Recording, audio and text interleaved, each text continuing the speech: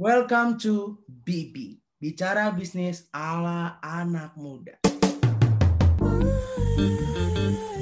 Bicara Bisnis. Halo BBers, ketemu lagi sama gue Bibi Ica. Dan gue Bibi Ivan. Episode kali ini kita tuh bakal lebih ngebahas Cak, gue ngomong bagian lu, Cak, salah.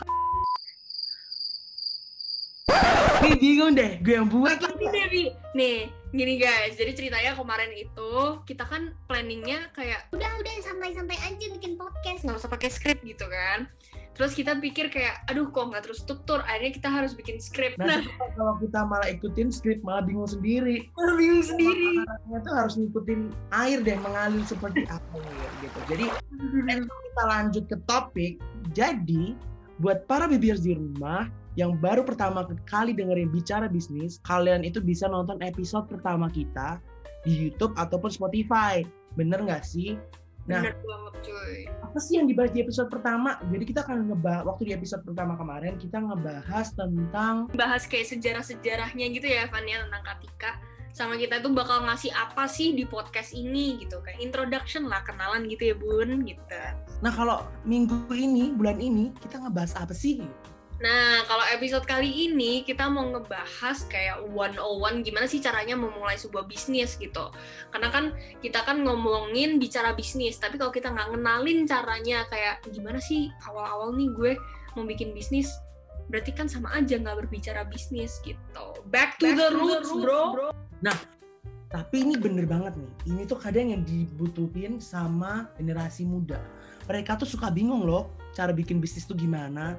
Nah, gue sama Ica bakal bantuin kalian untuk solve your problem. Kalau gitu, apa sih yang dimulai waktu pertama, Ca? Oke, tips pertama itu biasanya cari terlebih dahulu gitu masalah yang muncul di masyarakat untuk diselesaikan. Kalau udah dapet masalahnya, bukannya kita harusnya punya ide dulu ya daripada masalah gitu. Nah itu tuh masalahnya anak muda, biasanya kan idenya banyak banget tuh, biasanya jam 3 pagi, subuh gitu rebahan, terus kayak gue rasa gue bisa bikin ide ini deh gitu. Tapi itu bukan cara yang salah, kadang bisa benar dengan cara itu, cuman kalau misalnya mau lebih struktur lagi, itu lu harus gini loh, lu kalau mulai dengan ide, lu nggak tahu ada market yang mau beli produk lu atau enggak gitu, atau menggunakan jasa lu atau enggak gitu. Jadi lu harus coba observasi gitu, kira-kira apa ya yang masalah yang ada di masyarakat ini yang bisa gue solve dan pasti orang beli gitu produk atau jasa gue gitu. Ih, bener banget deh. Gue itu juga sempat kepikiran loh, bikin sepeda yang bisa terbang. Jadi kan kita nggak perlu naik pesawat gitu kan, rame-rame kan, COVID juga nih. Jadi kalau gue bisa sepeda, bisa terbang kan enak nih, bisa sendirian gue naik sepeda terus terbang. Tapi setelah gue pikir-pikir, bener juga sih, siapa yang mau beli ya kan? Kalau keamanannya belum teruji, kalau nggak ada yang mau beli, kalau harganya mahal. Jadi penting banget tuh kayaknya cari dulu deh, kira-kira masih diperluin nggak sih sepeda terbang untuk saat ini gitu. Bener banget. Menjawab permasalahan nggak sih gitu kan. Ternyata sih enggak gitu, itu mah ide gue doang gitu kan. Lu tau nggak sih Van caranya kayak ngebuktiin kira-kira orang-orang ini butuh ini atau enggak, itu caranya gimana? Kalau gue ya, kalau ngebutuhin atau enggak, biasa gue harus research dulu nih. Jadi penting banget yang namanya research kalau menurut gue. Kalau lu mau bikin, ya itu tadi sepeda terbang gitu kan, ternyata belum dibutuhin. Terus buat apa gue buat? Gue buat diri gue sendiri gitu. Nggak perlu. Padahal di otak gue ini pengennya profit gitu kan. Nggak bisa gitu. Banget. Ntar kalau lu bikin di sepeda terbang sendiri, nggak ada yang mau beli, yang profitin ya diri lu sendiri. Ya betul. Lu beli produk lu sendiri. Nah, tapi Pak, ngomong-ngomong profit dan research, supaya kita dapat profit, kita harus bikin ide bisnis yang bagus dan dimulai dengan research. Benar. Balik lagi kita ngobrolin riset ya. Cara research yang bagus tuh gimana sih sebenarnya, atau cara research tuh gimana sih? Nah, kalau gue kan branding nih, biasanya kan selalu dimulai dengan riset gitu kan. Nah, biasanya kalau kita sih, riset itu ada kebagi dua guys, jadi ada kuantitatif sama kualitatif. Nah, yang most common untuk digunakan, dan kalau misalnya kalian mau generalisasi gitu ya, misalnya gue penasaran nih di BSD itu kira-kira mereka butuh nggak ya tempat makan taichan gitu. Mereka sukanya makan apa sih? Biasanya kalian bisa ngelakuin dengan cara sebarin kuesioner gitu untuk ngelihat demand dari Tangerang itu atau BSD itu apa gitu makanannya. Apakah mereka suka camilan atau apa gitu. Nah kalau misalnya kualitatif itu biasanya gue suka kualitatif karena kuantitatif itu malas banget cari respondennya tuh loh, ya nggak sih Bi? Gila nggak? Jujur. Dan kita kadang kalau udah bagi form ya, kadang nggak ada yang jawab. Itu kan They ask you how you are, you just have to say that you're fine when you're not really fine, but you just can't get into it because they would never understand. ada nyesek gitu kan. Lu bayangin, ayo guys, sumpah deh gue janji, gue kasih saldo GoPay deh kalau misalnya lu isi. Bener sampai kayak gitu, bagi voucher GoPay, voucher OVO, tapi ya gimana ya, orang mah nggak terlalu tertarik ya gitu ya. Mereka pikir 20.000 doang gitu. Ya, 20.000 kita ngeluarin aja susah ya buat risk. Nggak apa-apa lah. Tapi balik lagi nih, ngomongin kualitatif. Biasanya kalau kualitatif itu lu kayak mau cari gitu loh, kira-kira motivasi mereka untuk beli ini tuh apa sih? Jadi tuh lu gali satu orang lebih dalam lagi. Nah, kenapa kualitatif bisa dianggap relevan atau valid gitu kan sebagai sebuah metode? Karena kan biasanya kan orang selalu mikir kayak, itu kan cuma dia yang mikir kayak gitu, yang lain gimana? Nah, kalau misalnya kualitatif itu, kalian coba cari sampel yang sesuai sama target market kalian, tapi jangan sampai mereka related atau saudaraan gitu. Jadi, kalau misalnya si A ngomong ini, si B ngomong ini, si C ngomong ini, mereka pasti punya kayak garis besar atau garis merah yang bisa lu tarik gitu loh. Nah, itu kualitatif. Enaknya kualitatif adalah lu nanya-nanya dan ngobrol gitu jatuhnya sama orang. Kalau kuantitatif, lu mesti nyariin responden, terus ada standar berapa jumlah untuk memvalidasi dan generalisasiin ini lo, kayak aduh repot banget. Tapi kalau gue personally gue lebih suka kuali karena lu bisa interview ya kan, terus forum group discussion gitu lo, bisa ngobrol-ngobrol ketemu banyak orang juga gitu kan Bi. Kalau sendiri sukanya riset apa? Kalau gue sama sih, gue nggak terlalu suka yang ngumpulin data-data gitu karena kan butuh, kalau menurut gue sama aja data itu, kalau kita cari data kita juga nggak bisa semua ambil data itu 100% valid kan, jadi kita juga harus saring lagi nih. Bener banget. Dari data yang diisi orang itu valid nggak, tiba-tiba nih kadang suka nih ditanya apa jawabnya apa. Kan kita kadang sukanya mintanya isian kan, tapi mereka kadang isinya suka sembarangan, itu kadang gitu kan. Sumpah deh, pernah deh gue keluarin kuesioner kan, terus gue tanya, lu biasanya pakai bank apa sih? Terus dia jawabnya apa tau gak? Terserah. Ya gimana dong gue? Ada kan kita maunya research ya, tapi malah jawab terserah, ya kita tahu dari mana gitu. Makanya bro. Atau mungkin kita bikin kali ya di 2022 bank terserah gitu ya. Kita bikin sendiri. Orang-orang yang merasa terserah ini menjawab gitu. Menjawab gitu. Karena itu masalah mereka, masalah di masyarakat, mereka nggak tahu dong ya. Nah, tapi Cak, kalau setelah kita melakukan research segala macam nih, udah, gue udah dapet nih datanya, apa sih yang harus kita lakuin kalau mau mulai bisnis? Nah, kalau lu mulai bisnis, itu kan lu udah dapet semua data nih, berarti kan lu udah kekumpul nih kayak lu mau kira-kira konsumen butuhnya apa dan kayak gitu-gitu kan. Nah, tapi Van, bentar deh. Sebelum ke sana, gue mau rekomendasi. Kayak selama pandemi ini kan kita agak terbatas ya, Bun. Kalau misalnya mau interview orang, mau cari orang dan lain-lain. Sebenarnya ada cara gampang banget tau, polling Instagram. Iya bener. Oh iya, gue nggak kepikiran loh. Tapi gue pernah ngelakuin. Sumpah kan ngefek banget kan? Ngefek banget, orang-orang tuh bisa, kalau mungkin di Instagram tuh orang lebih kayak interaktif gitu ya. Jadi kayak lebih fun, lebih segala macam. Jadi kayak mungkin mereka lebih willing buat ngisi gitu. Dan enaknya itu mereka cuma tinggal jawab yes no gitu loh. Jadi mereka kayak nggak merasa terbebani gitu loh. Nah, betul. Apalagi kalau kuesionernya itu relate atau pollingnya pasti banyak deh. Kayak tertipu kamu masuk ke jebakan riset aku gitu.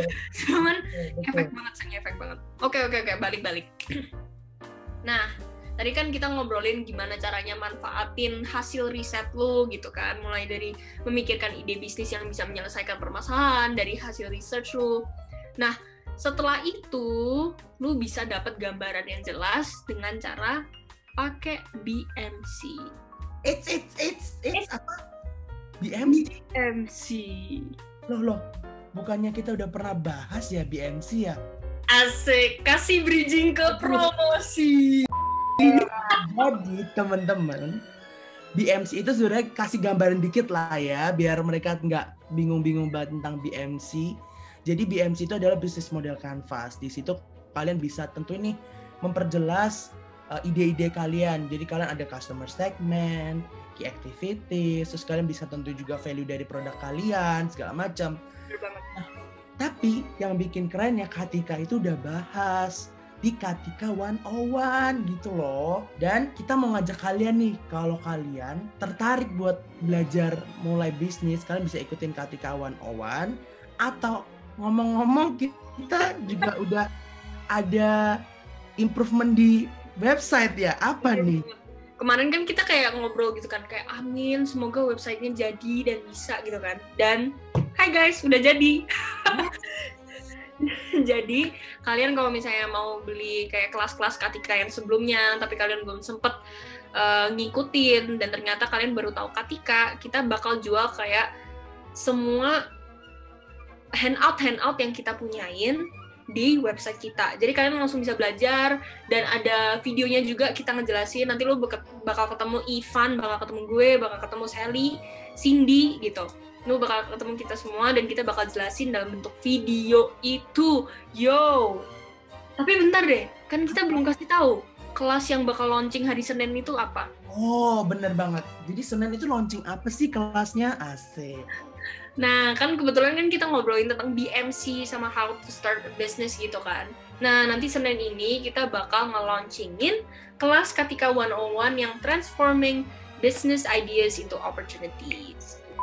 Oke, back to topic. Yes. Jadi, setelah kalian melakukan BMC itu, kalian harus mulai ngedevelop produk kalian dengan mewujudkan prototype.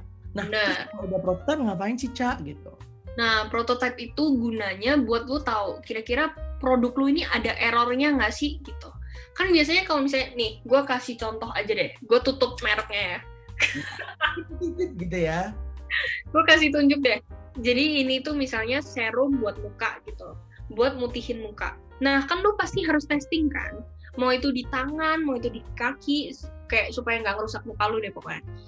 Nah itu kan lu mesti testing, kan nggak mungkin banget kalau misalnya lu nggak pakai prototype. Karena kalau lu nggak pakai prototype, terus lu sebar luaskan, lu jual, kalau tahu-tahu serum lu error di muka orang bisa bentol rusak gitu loh, gara-gara produk lu. Itu gunanya prototype. Jadi yang bisa lu lakukan adalah lu bisa coba, cuy, tolong dong cobain serum gue yang ini, tapi jangan di muka lo, nggak apa-apa, di tangan aja. Lu ada alergi atau enggak reaction gitu loh dari serum gue, kalau ada lu kabarin gue nanti supaya kita bisa benerin lagi gitu. Betul banget. Jadi kita itu tetap harus ngelakuin yang namanya trial and error, supaya kalau kita error terus kita perbaikin lagi supaya makin bagus nih produk kita develop produk kita makin bagus. Setelah itu final baru kita bisa sebarkan ke market. Bener banget. Tapi guys, kalau misalnya ngomongin serum-serum tadi, lebih baik kalian coba sama diri kalian dulu sendiri, baru kalian prototypein ke orang. Karena kan nggak etis banget kalau misalnya nih, gue udah bikin resepnya nih, oke, gue langsung cobain ke orang. Kan nggak boleh gitu ya, harus coba di diri dulu. Harus, kan tahu-tahu muka temen lu yang berontosan gimana, bukan lu. Serem juga kan ya gitu. Masa lu mau lihat temen lu kesakitan gara-gara diri lu sendiri gitu kan nggak mungkin. Makanya itu dia gitu. Selain itu apa nih, Van? Yang perlu diperhatikan kalau misalnya lu bikin bisnis gitu? Setelah nih, kalau menurut gue research udah, ide bisnis udah, ngedevelop produk, trial error udah. Berarti kan tinggal di share ke market dong. Asik bahasanya. Gak bisa segampang itu teman-teman buat nge-share ke market produk kalian. Kalian harus melakukan apa yang namanya, Cak? Branding. Nah, cara nge-branding gimana sih, Cak? Nah, kalau branding itu lu harus kenal dulu target pasar lu siapa gitu. Nah, makanya kan kalian ngelakuin riset di awal supaya kalian bisa pinpoint, oh, gue mau nyasar orang-orang yang kayak gini, gue mau nyasar orang-orang yang biasanya beli produk ini, gue mau mereka yang punya segi keuangan, misalnya ses B ke A gitu misalnya. Kayak gitu, supaya kalian bisa ngerti kira-kira materi branding apa yang perlu gue keluarkan supaya mereka bisa berkomunikasi dengan brand gue. Dan ada insight penting nih, ada insight penting banget ya Van ya. Waktu itu kita bahas gitu loh secara internal di grup ketika, terus kayak pada bilang, ini kok quotes-nya bagus ya gitu. Jadi quotes-nya ini, dengerin ya baik-baik ya. Ntar gue edit kayak suara menggema gitu supaya ala-ala dari atas kayangan gitu quotes-nya. Konsumen itu nggak peduli sama lu. Ya bener dong, lu sebagai brand nggak bisa ngomong selama-lamanya kayak gue tuh paling murah, gue tuh paling murah. It's produknya maksudnya. Produknya ya guys. Produknya. Maksudnya gue yang punya fitur paling banyak gitu. Kayak orang juga enak gitu loh. Kayak mereka juga nggak peduli. Yang penting apa? Yang penting si konsumen ini dapat apa yang dia butuhkan dan relate sama dia gitu loh. Dia cuma peduli apa yang datang ke dia gitu. Bukan fitur-fitur yang lu punya, bukan berapa tahun lu udah pernah. Dia cuma peduli masalah-masalah yang dia punya itu diselesaikan oleh produk atau jasa lu gitu loh. Jadi lu sebagai brand tuh nggak bisa kayak tutup telinga lah ya istilahnya. Bener banget, nggak bisa tutup telinga selamanya lu ceritain tentang diri lu terus gitu loh. Lu harus tetap give back to them, tetap harus ngobrol sama mereka, tanya mereka butuhnya apa, bukan kita butuhnya apa gitu loh. Kita sebagai brand harus humble, kalau kata orang rendah hati, ya nggak sih? Kasarannya kayak lu ngobrol sama temen nih, Pan. Iya, terus bener. kayak dia ngomong tentang dirinya sendiri terus, perasaan lu kayak gimana? Enak juga lah ya, kayak udah masa dia cerita mulu, kapan gue cerita, gue pengen cerita juga gitu kan ya. Bener banget. Kayak gitu guys, kalau menjadi sebuah brand. Pendapat lu gimana Van tentang ini? Bener banget sih, kalau menurut gue, kita tuh harus, menurut gue balik lagi nih ke tahap awal. Kalau kita risetnya nggak matang, terus produk kita nggak ke-develop secara matang juga, terus kita nggak mau terima masukan-masukan, kita tutup telinga, kita nggak mau ya terimalah segala macam masukan, itu bakal ngaruh ke produk kita gitu. Istilahnya itu produk kita tuh cuma satu arah gitu loh, nggak ada hubungan customer relationship yang bagus gitu loh. Bener banget. Penjual dan pembelinya gitu. Benar. Makanya kita kayak juga cerita tentang Katika kemarin kan juga sebenarnya cuma untuk memperkenalkan diri ya Van ya. Betul. Karena kalau lu gak kenalan, anggapannya nggak bisa berteman juga gitu. Bener banget gitu. Gue juga mau ngomong hal yang sama. Nah, setelah ini kan kita mau ngebahas branding gitu kan, Ca. Bener banget. Tapi nggak akan kita bahas hari ini di sesi ini. Karena kenapa Van? Kenapa kita nggak bisa bahas hari ini? Karena kalian harus pantengin Bibi terus supaya kedepannya kalian bisa jadi makin keren. Bener banget. Supaya mereka nagih ya. Nagih banget gitu mendengerin kita. Jadi kita harus bahasnya per sesi dong, nggak boleh serakah dong. Nggak boleh langsung buka semuanya Ya, gitu. dengerin 2 jam gitu kan, aduh telinganya sakit kan. Matanya capek juga kan gitu. Jadi kita gitu. Aduh, burik semua nih, burik. Gitu. Ini orang bosen deh gitu kan. Makanya kita nih tiap minggu ganti baju mulu. Ganti baju. Iya kan? Baju, gue tiba-tiba pakai kacamata ya kan. Ya, gue tiba-tiba nggak pakai topi ya kan. Emang surprise semua sih bicara bisnis gitu. Untuk itu pantengin terus Bibi, gue Ivan, and partner in crime gue Bibi Ica. See you in Bibi episode selanjutnya. Bibi Bicara bisnis ala anak muda. Dadah.